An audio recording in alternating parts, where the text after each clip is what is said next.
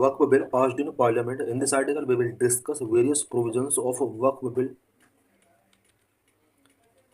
Why news? The Rajya Sabha passed the Waqf Amendment Bill 2025 early morning on April 4.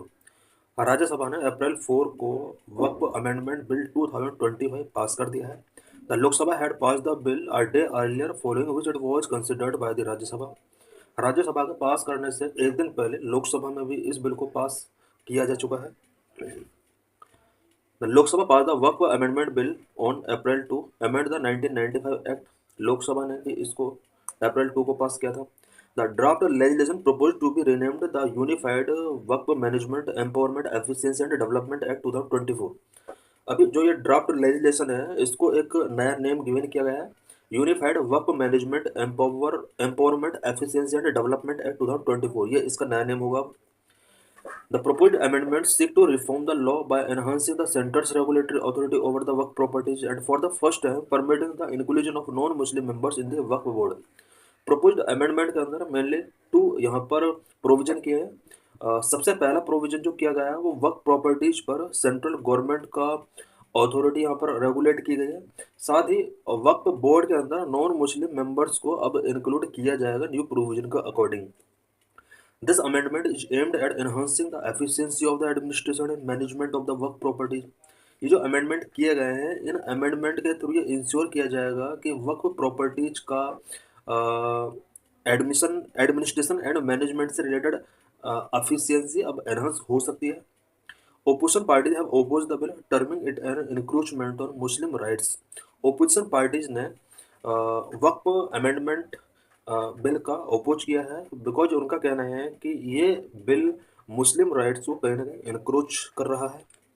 Y opposition leaders opposing. Opposition leader क्यों इसका oppose कर रहे हैं? proposed bill have not consulted with stakeholders. Stake के साथ इससे related properly consulted नहीं किया गया है. Encroach upon the Muslim communities religious right. Muslim community के रिलीजियस राइट को इंक्रोच करता है. Amendments will reduce Waqf boards to mute spectators even as the centre infringes upon a host of religious freedom.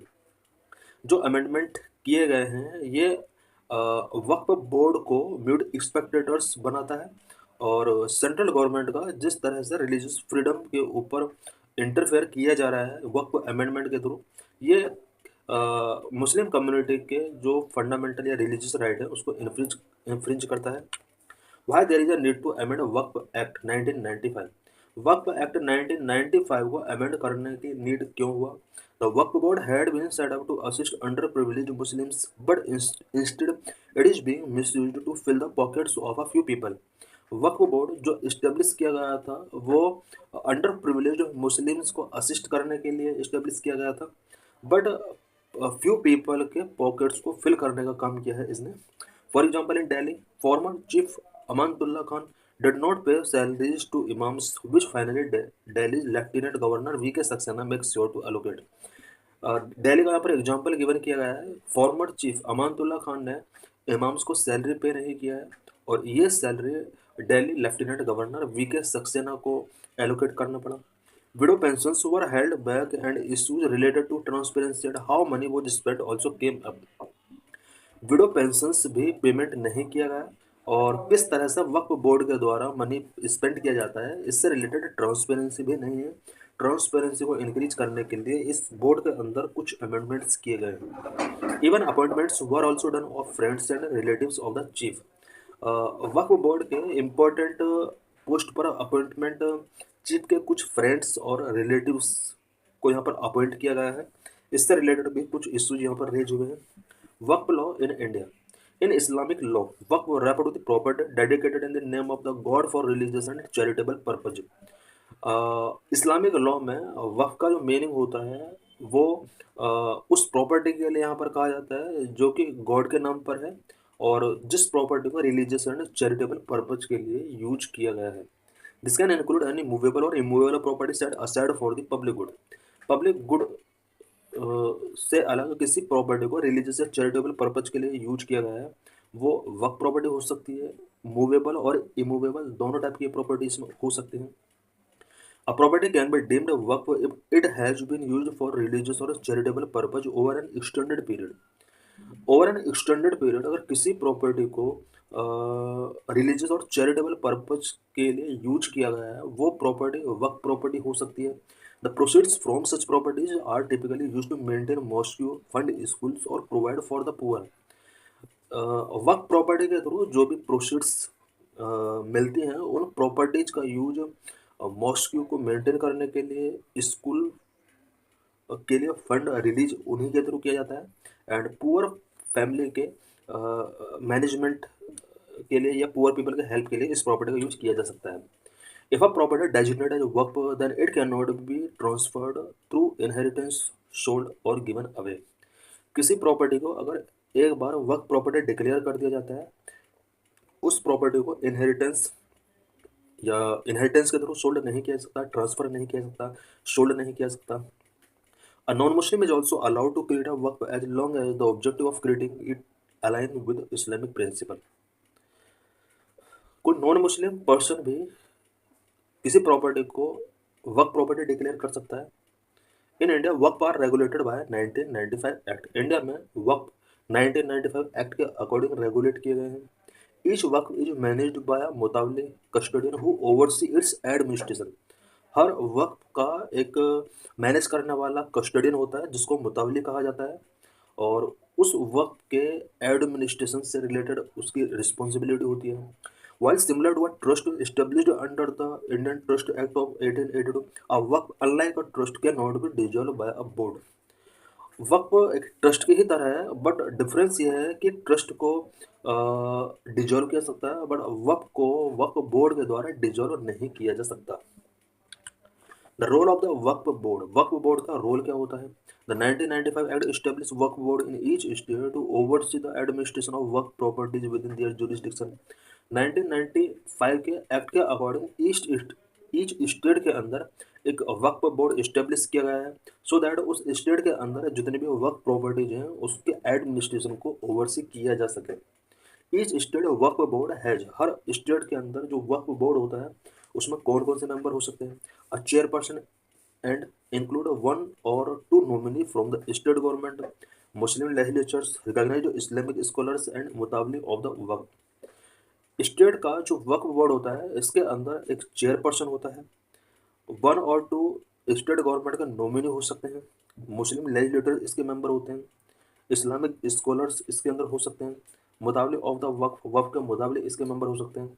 It means state Waqf board के अंदर about 6 member हो सकते हैं, और ज़्यादातर जो मेंबर हैं वो मुस्लिम कम्युनिटी से बिलोंग करते थे। The act also mandate the appointment of a full time chief executive officer for each board who must be a Muslim by faith and hold at least the rank of deputy secretary in state government. 1995 act के according हर state के अंदर एक chief executive officer provision किया गया था हर board के अंदर, और चीफ एग्जीक्यूटिव ऑफिसर जो होगा वो मुस्लिम फेथ से होना चाहिए, एंड उसका जो रैंक होना चाहिए वो डिप्टी सेक्रेटरी की लेवल का रैंक होना चाहिए।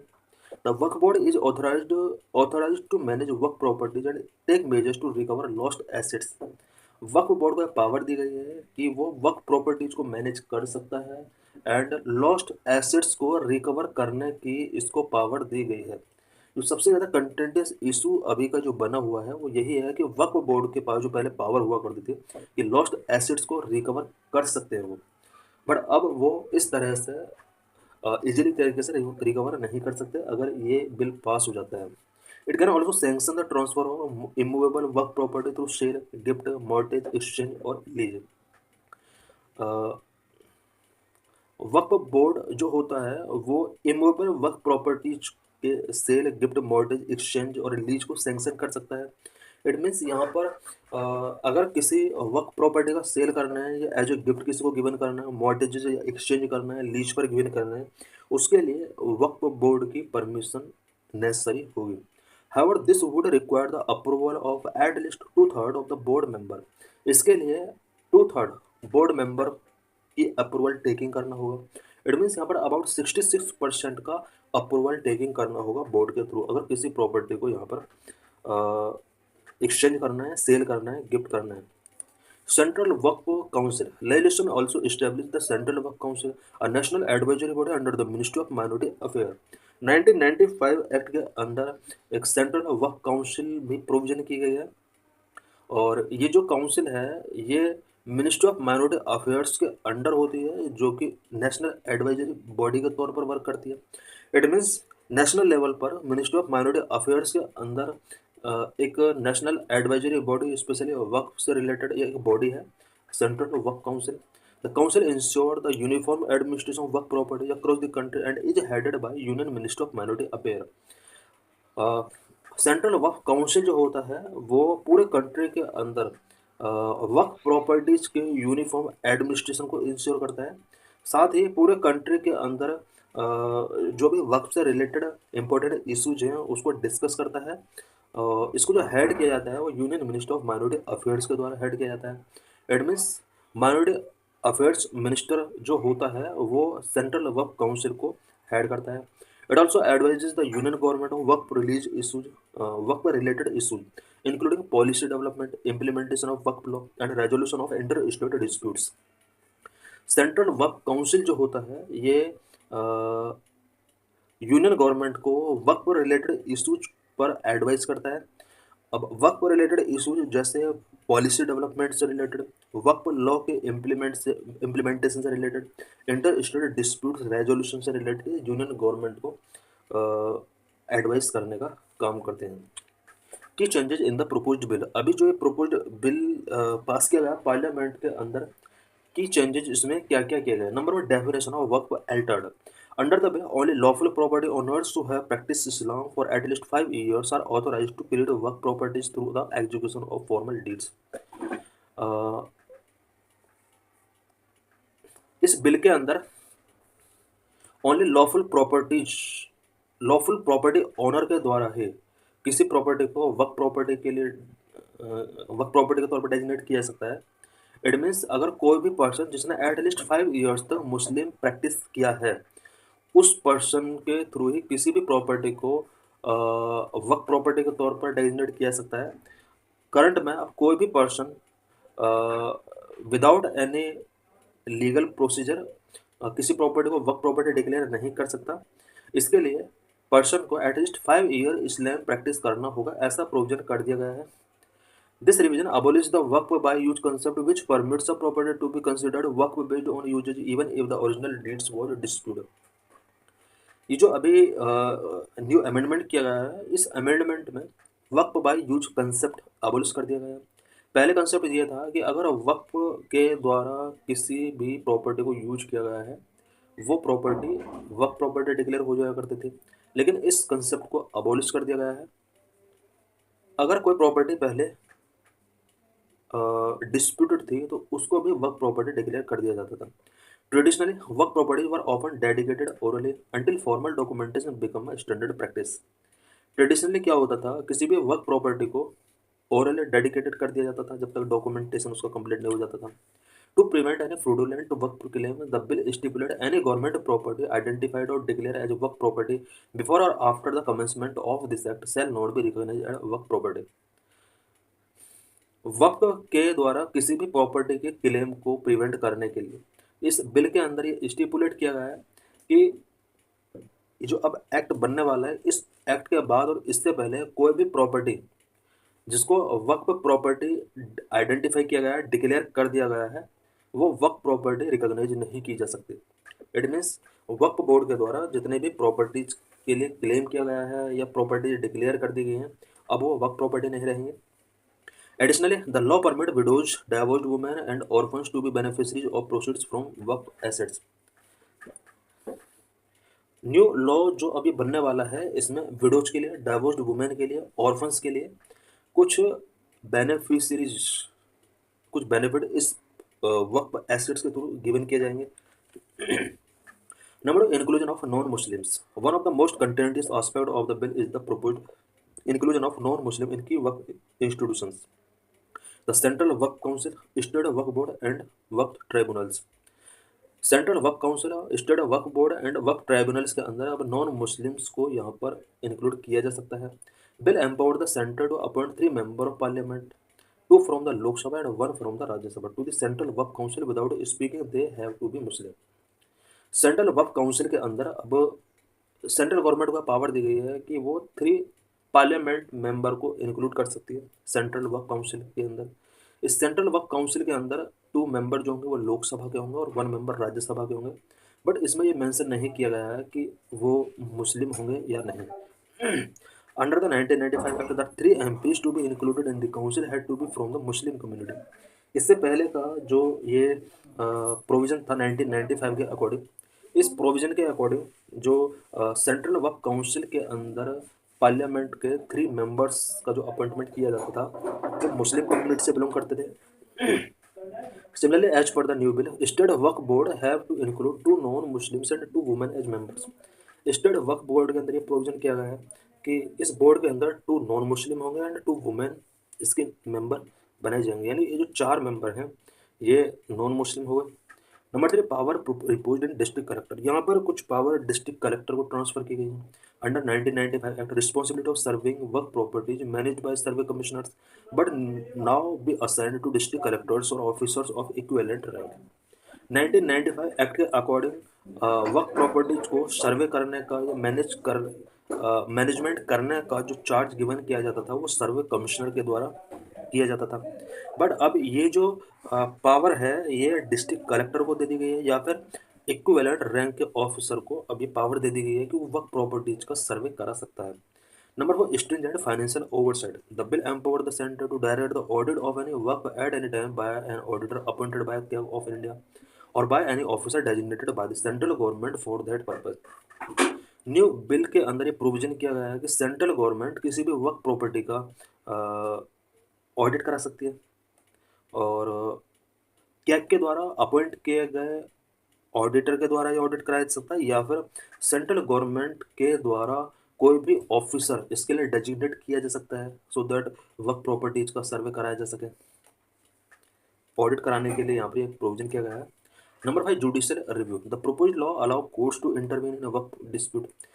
प्रोपोज्ड लॉ ये अलाउ करता है कि वर्क डिस्प्यूट में कोर्ट का इंटरफेयर हो सकता है। It remove the finality of decision made by वर्क tribunals allowing aggrieved parties to appeal direct to the concern high court. इससे पहले फाइनल डिसीजन जो वर्क डिस्प्यूट पर होता था वो वर्क ट्राइब्यूनल्स का होता था। अब aggrieved parties directly concern high court जा सकती हैं।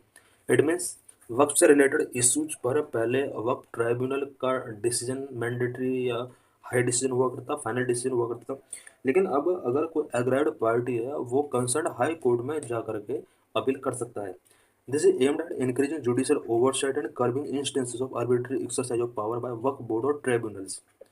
न्यू अमेंडमेंट के थ्रू वक्फ बोर्ड पर अब जुडिशियल ओवरसाइट भी बढ़ गया है और जिस तरह से वक्फ बोर्ड या ट्राइब्यूनल के द्वारा पावर का आर्बिट्रेरी एक्सरसाइज किया जाता था अब उसको कर्ब किया जा सकता है। Potential implications and the way forward. The new amendments are a welcome step. It is crucial to implement measures that adequately protect work properties without infringing upon the freedom of religion guaranteed under Article 25 of the Constitution. Work के अंदर जो amendment propose किए जा रहे हैं ये एक welcoming step है बट इनको इम्प्लीमेंट करने के इस प्रोसेस में हमें ये ध्यान देना होगा कि कॉन्स्टिट्यूशन का आर्टिकल 25 का जिसमें फ्रीडम ऑफ रिलीजन का राइट मिला हुआ है ये इन्फ्रिंज न होने पाए। इंक्रीज्ड सेंट्रलाइजेशन ऑफ वर्क property management under new bill might undermine the autonomy of Muslim religious institutions. वर्क प्रॉपर्टी मैनेजमेंट पर जिस तरह से सेंट्रलाइजेशन इंक्रीज हुआ है ये मुस्लिम रिलीजियस इंस्टीट्यूशंस की ऑटोनॉमी को अंडरमाइन कर सकता है। Some critics have to say that will non Hindus be allowed on Hindu temple boards in states such as Tamil Nadu, Kerala and Karnataka. कुछ क्रिटिक्स का कहना है कि क्या तमिलनाडु, केरला और कर्नाटक जैसे स्टेट में कुछ हिंदू टेम्पल के जो बोर्ड हैं वो उन बोर्ड के अंदर क्या नॉन हिंदू अलाउड किए जा सकते हैं जिस तरह से मुस्लिम वक्फ बोर्ड के अंदर अब नॉन मुस्लिम कैंडिडेट को अलाउड कर दिया गया है।